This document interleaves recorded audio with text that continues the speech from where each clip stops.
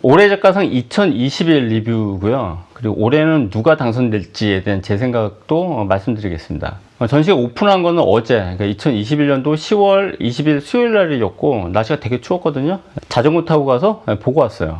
올해 전시는 내년 3월까지 한 5개월 정도 열리고, 이것은 작년에 비해서 1개월 정도 더 긴 거예요. 작년에는 코로나 사태로 전시 중간에 휴관되기도 했죠. 그걸 다 합쳤을 때 4개월인데 올해는 5개월이더라고요. 하지만 코로나의 영향을 받아서 보통 전시 개막 날에는 오프닝 리셉션이 있거든요. 근데 제가 어제 갔다 그랬잖아요. 근데 오프닝 리셉션이 없었습니다. 2021 올해 작가상 후보는 김상진, 방정아, 오민, 최찬수, 이렇게 4명이고요. 이 가운데 올해 작가상 수상자는 전시 기간 중에 발표가 됩니다. 전시를 보면서 든 생각 몇 가지만 말씀드리면, 제가 전시장에 들어가기 전에 미술관 안에서 국립현대미술관 관계자 한 명, 제가 아는 사람을 만났거든요. 그래서 유튜브로 영상도 다뤄야 되고 그래서 안에서 영상 촬영 되느냐 물어봤죠. 전에 막았거든요, 분명히. 근데 이분이 된대요. 영상 찍어도 된대. 아마 안 될걸요 라고 오히려 제가 물어보고 전시장에 들어갔는데, 전시 지킴이들이 못 찍게 하더라고요.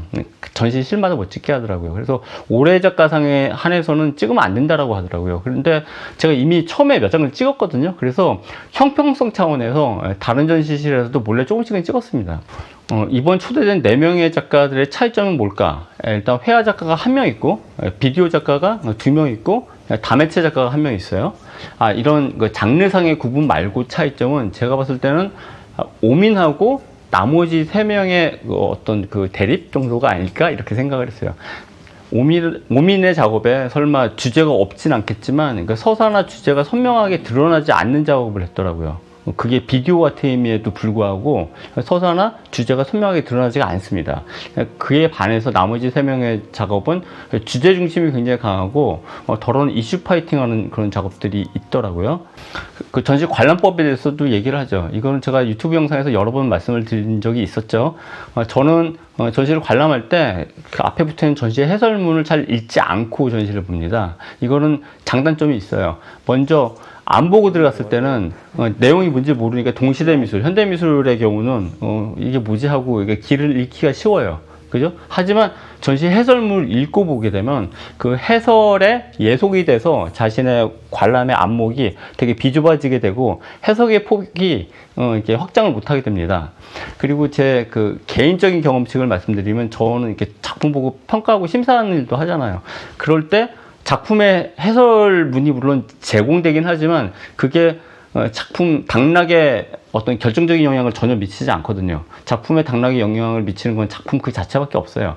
그러니까 해설문은 참고 자료에 그쳐요, 보통. 그러니까 그런 차원에서 작품 해설문에 도움을 많이 받지 않고, 아무리 비디오 아트라 하더라도 작품 해설을 보지 않고 작품만 바라보면서도 자신의 관람의 안목을 높이는 게 전 중요하다고 생각해요. 전시장 가운데 제가 가장 먼저 들어간 방은 오민이었습니다. 오민은 비록 그 영상 작업을 냈지만 저는 그 회화, 나아가서는 초상화나 인물화라는 그 고전적인 그 회화 장르의 영역의 관점에서 작품을 보게 됐어요. 오미는 기존에도 느리게 움직이는 인체를 찍은 영상 작업을 낸 적이 있죠. 그러니까 그 안에서도 내용보다는 영상 형식 실험에 더 방점이 있었다고 저는 생각하거든요. 이번 전시에서는 그 3면 회화처럼 3면 영상이 있습니다. 물론 엄밀히 말하면 5면이긴 한데, 크게 4면 있고 나머지 좀 알쏭달쏭한 어떤 영상 한 편까지 총 5개 면의 영상 작업이 있어요. 3면 회화 같은 구성, 그리고 회화의 재현을 그 영상 세대가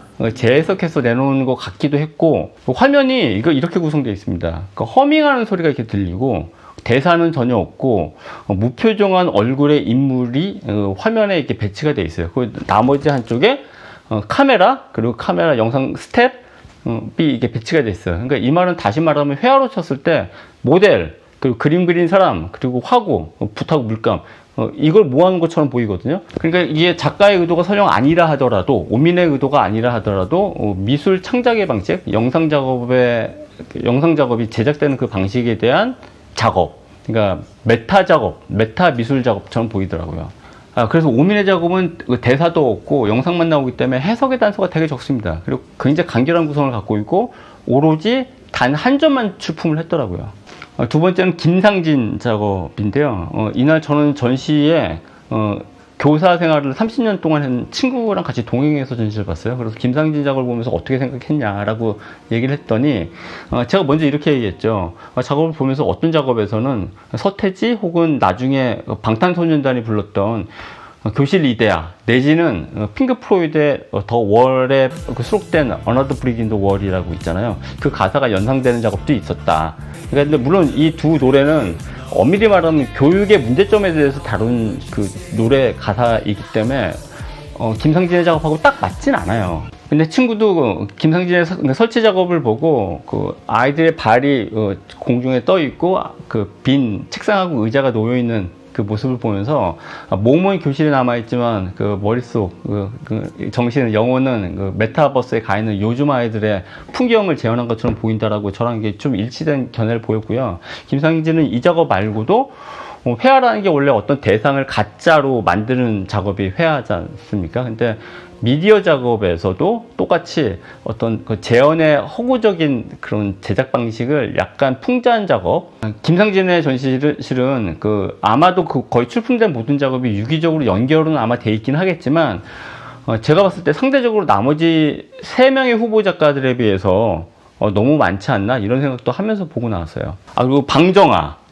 선정 작가 4명 가운데 제가 유일하게 친분이 있는 유일한 작가고 유일하게 회화 작가고 또 유일하게 그 4명 가운데 나이가 가장 많은 50대 작가입니다.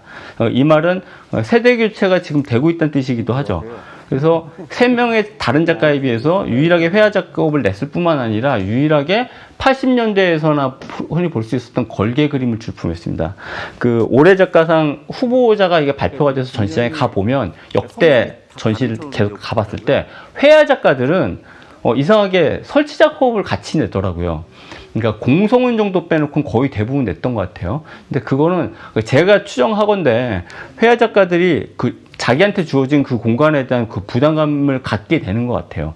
벽에만 딱 놓자니 뭔가 좀 부족해 보인다고 생각했는지 방정아 작가도 큰 걸개 그림이랑 설치물을 같이 놨더라고요. 제가 방정아 작가랑 친분이 있다라고 말씀드렸잖아요, 앞서.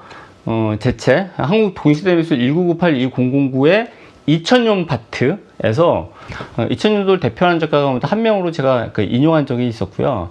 그리고 2017년도에 자하미술관에서 방정아 개인전을 열린 적이 있었는데 그때 제가 전시에 서문을 썼습니다. 근데 그 전시의 제목이 꽉펑 핵이에요. 뭐 이상한 제목에서 짐작할 수 있듯이 이때부터 핵 개발에 관심이 많았습니다. 그래서 이번 전시에서도 핵 개발이 갖고 있는 그 폐해에 대한 관심을 대형 걸개 그림과 설치물을 세트로 해서 출품을 했더라고요. 끝으로 최찬숙, 시각적으로 압도하는 그 3면 영상 작업을 이번에 출품했죠. 그리고 하고 싶은 얘기가 아마 많았는지 대단히 설명적인 영상 작업을 냈습니다. 그래서 나레이션이 나오고 사운드가 나오고 그리고 다큐멘터리에 가까운 영상 작업이 서브로 또 같이 놓여 있더라고요. 이처럼 작업에 해설이 굉장히 많을 경우는 작가가 제공하는 해설로 인해서 역설적으로 작업을 보는 사람이 해석할 여지나 해석할 필요가 또 없어지게 되는 좀 맹점이 또 생깁니다. 이번 전시 신작도 봤더니 어제 가서 해선 제가 이렇게 작품 해설 읽지 않고 작품을 본다라고 앞서 설명을 드렸는데 내용이 좀 어렵더라고요. 그래서 해설문을 봤어요. 미술관에서 제공하는. 근데 해설문을 읽어봤는데 그 내용의 일부를 읽으면 작가는 우리 앞에 있는 가상 공간과 시스템이 기존의 서사와 어떻게 만나 물리적인 감각을 일으키는지 이러한 공간에서 새롭게 감지되는 감각과 존재는 무엇인지에 질문을 던진다. 쉽지 않죠. 수상자를 예측하는 건 어렵습니다. 2012년도부터 후보자 4명을 내놓고 그 중에 1명을 선발하는 그 선발 방식이 지속된 이래 제가 예측한 혹은 제가 가장 좋다라고 생각했던 작가가 올해 작가상이 된 경우가 많지가 않아요. 그러니까 수상자를 적중시키는 거는 자기의 안목의 좋고 나쁨하고 사실 관계가 없습니다. 그러니까 가령 예를 들어서 여러 명의 후보자를 두고 이 가운데 4명을 선발하라고 하면 이런 식의 심사 방식이 되게 많기 때문에 이럴 경우는 저는 한 8할 이상 혹은 9할 이상의 그 확률로 마치게 됩니다. 다른 심사위원들도 마찬가지예요. 하지만 이미 선발된 소수의 4명 가운데 1명을 선발하라 그러면 그거는 요 4명 가운데 1명을 뽑는 심사위원들의 비평적 성향에 되게 영향을 많이 받기 때문에 외부 사람들이 그 사람들 머릿속에 들어가지 않는 이상은 누군지 알아맞히기가 되게 어렵습니다. 이렇게 미리 포석을 깔아놓고 얘기를 하면 이번에 올해 작가상 2021에 대한 수상자를 저는 사실 예측을 잘 못하겠어요. 이번 전시 특히. 하지만 제가 볼 때 하지만 후보자 4명 가운데 상대적으로 나았다고 보여지는 작가는 오민이었어요. 이거는 제 비평적 성향에 견주어서 드리는 예측인 거고, 여러분들도 올해 작가상 2021 전시장을 둘러보면서 자신만의 수상자, 자신이 가장 좋아하는 작가를 점 찍으면서 관람을 하십시오. 끝으로 영상 초반에 말씀드렸던 전시장 내부에서 영상 촬영에 대해서 국립현대미술관에 좀 제안을 드리죠. 전시장 내 영상 촬영은 허용해 주십시오. 물론 그 저작권이라는 완고한 어떤 뭐 기준점이라는 건 있겠죠. 하지만 보통의 관람객이 휴대전화로 찍는 영상을 상업적 용도로 쓸 수도 사실 없거니와 휴대폰으로 찍은 그 영상이 스틸 사진보다 판촉에 더 도움이 많이 됩니다. 그러니까 그런 차원을 다 종합을 해서 전시장 내 영상 촬영은 허용해 주셨으면 좋겠어요.